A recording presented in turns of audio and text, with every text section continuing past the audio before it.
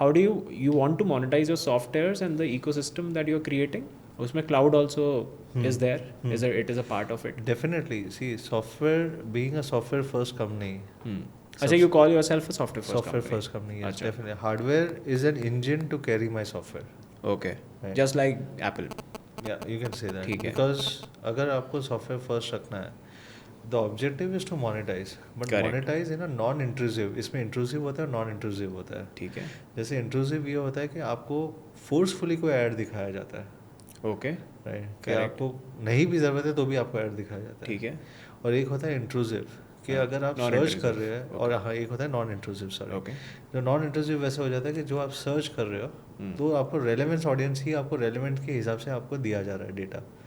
That is difference between intrusive and non intrusive. Right. Okay. So more relevance is more important right now at this point of time. So monetization, cloud, everything. Okay. That is where the plan is. कि monetization, yes, we will do it over a period of time. ठीक है. At the same time, जैसे हमने server data सब India में रखा हुआ है, how can I monetize over a period of time हाँ. with a non-intrusive approach, ensuring कि customer का experience impact ना हो. ठीक है. That is what we are looking at. Okay. Another very interesting question I want to ask is, हमने दो phones करे हैं. One is the Nova and the second is the Pulse. Pulse is the 5G one. Nova हमारा है 4G जिसमें अब Nova 5G है, Pulse 4G so है. sorry. Yeah. हाँ. Yeah.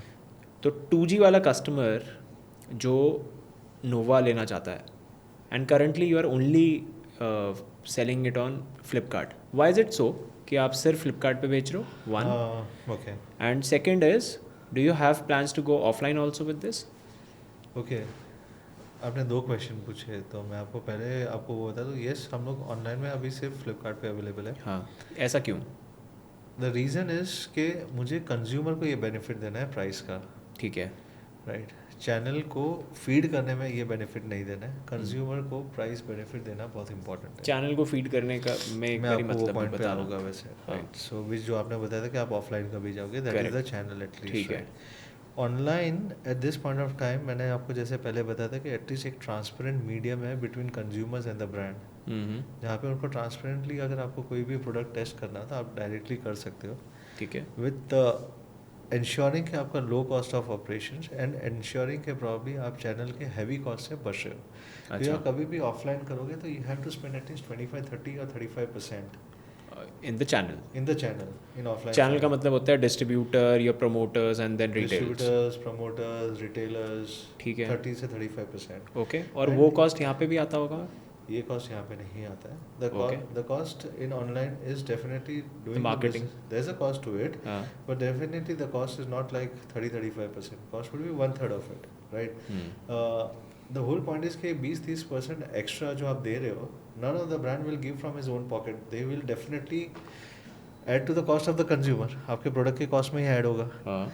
तो why should consumer pay for this channel cost, heavy channel cost? Okay. That was my thought process जब भी मैंने AI+ लॉन्च किया था. रियलमी भी मैंने लॉन्च किया था, तभी भी मैंने कम्प्लीटली ऑनलाइन ही रखा था.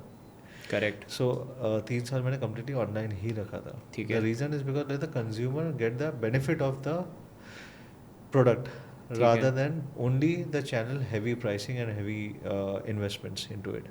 अगर 30-35% अगर ऑफलाइन में आप डालते हो, 10% का मार्केटिंग करते हो, तो आपको मार्कअप मिनिमम 45-50% रखना पड़ेगा अबव एवरीथिंग एल्स. तो कॉस्ट बढ़ जाएगा. कॉस्ट बढ़ जाएगा तो प्रोडक्ट का कॉस्ट बढ़ेगा. Correct.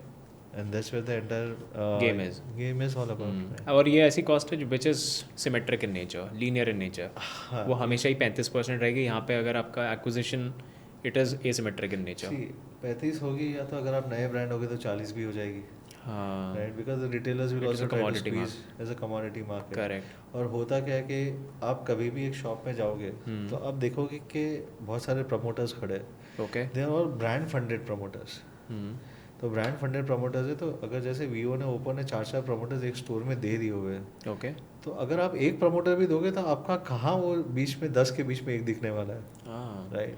But then you are also targeting feature phone customers. I'm not only targeting feature phone, yes. What I'm it is also about कि बहुत सारे एरियाज में अभी तक 4G है. हाँ. एंड 5G नेटवर्क्स अभी तक मेट्रोज और पेनिट्रेट होते जा रहे हैं. ठीक है. Adding up every may be से एवरी डे हर जगह हाँ। होते जा रहे हैं, पर अभी भी मोर और less 4G is where I see lot of stabilities is there, कि स्टेबिलिटी ज़्यादा है। ठीक है। तो पीपल, बिकॉज आज के दिन में या तो उनके पास वाईफाई का एक्सेस है, हाँ। या तो उनको पता है कि मेरे पास यहाँ पे नेटवर्क 5G नहीं है, तो मैं 4G भी लूँगा तो मेरे लिए ये बजट में मेरा काम हो रहा है। Okay. So is not only 2G users, हाँ। But is also the 4G users who wants to make sure कि भाई मेरा सिर्फ कनेक्टिविटी रहे, वो लोग भी आ रहे हैं वैसे। Definitely is- 2G is one of the section which is coming up, Which is a big section I see. Definitely 400-450 million लोग हैं, तो वो कैसे खरीदेंगे?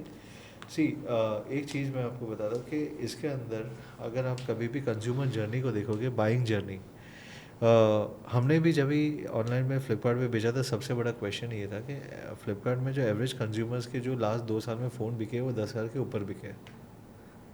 ओके।